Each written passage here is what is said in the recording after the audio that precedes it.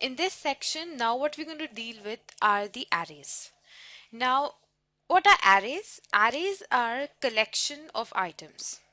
And these arrays can be used in various scenarios in order to simplify the formulas that are written in Excel. So if we use or if we compare the traditional approach of calculating numbers in Excel rather than doing it from arrays, you'll find there's a huge difference. When you do a traditional approach with the formulas, it is going to take you more time, it is going to be more cumbersome, and it can be full of errors. But if you are using arrays, all that can be avoided. So let's see how we can effectively use arrays. In each of the examples we see, we're going to see how we do it in the traditional way and then how we can use arrays.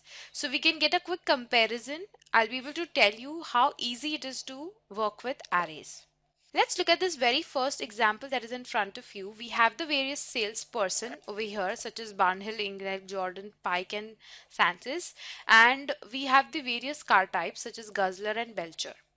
Each of these salesperson are selling these kinds of cars, and they have the number of units that they have sold with the unit price on which they have sold. What we are supposed to find is the total sales of the company overall.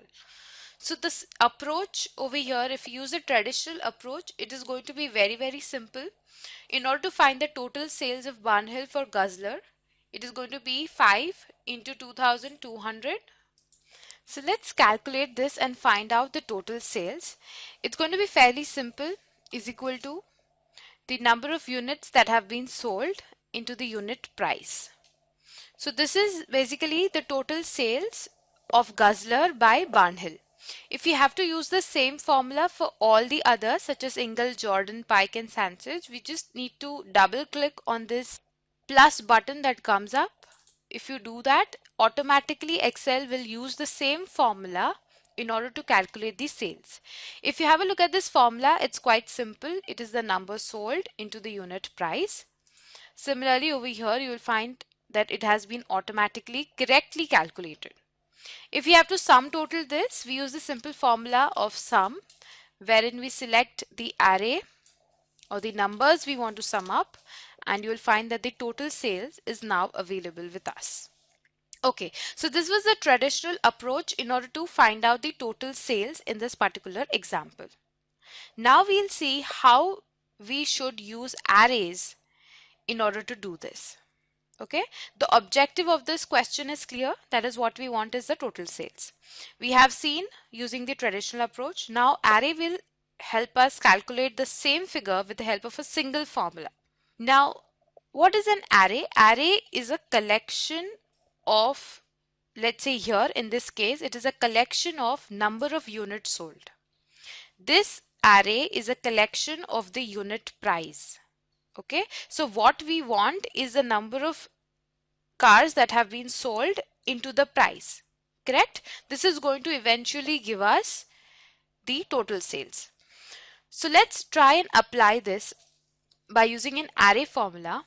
It would have sum D4 to D13. This entire array will be multiplied by the unit price. So this entire column or array, this entire thing, this is a collection, this is called as an array. Let's close the bracket and hit enter. We have an hash value. Have we used the array correctly? We have used the array correctly, but there is a slight change of finally getting the answer. There's a different way of handling arrays. Rather than pressing enter, what we need to do is hit Control Shift Enter.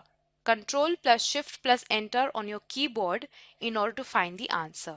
What you need to do is click on F2 on your keyboard, press Control plus Shift plus Enter. Now if you see, the answer is exactly similar to what we found out in the traditional approach. It is exactly the same, right? So now we do not have any problem. We have found out the total sales with a very simple formula.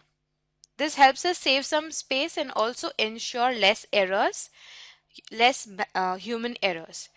If you notice it in the formula here, in the formula bar, you'll notice that we have curly brackets around the formula. These curly brackets represents, they basically signify that we have used arrays. Okay, this is a identification for you that here an array formula has been used. Okay, so this is how we can use arrays. We have learned what arrays are and how simplified an array can be used, a very small formula instead of the traditional long formula. We'll see other two examples in the next video.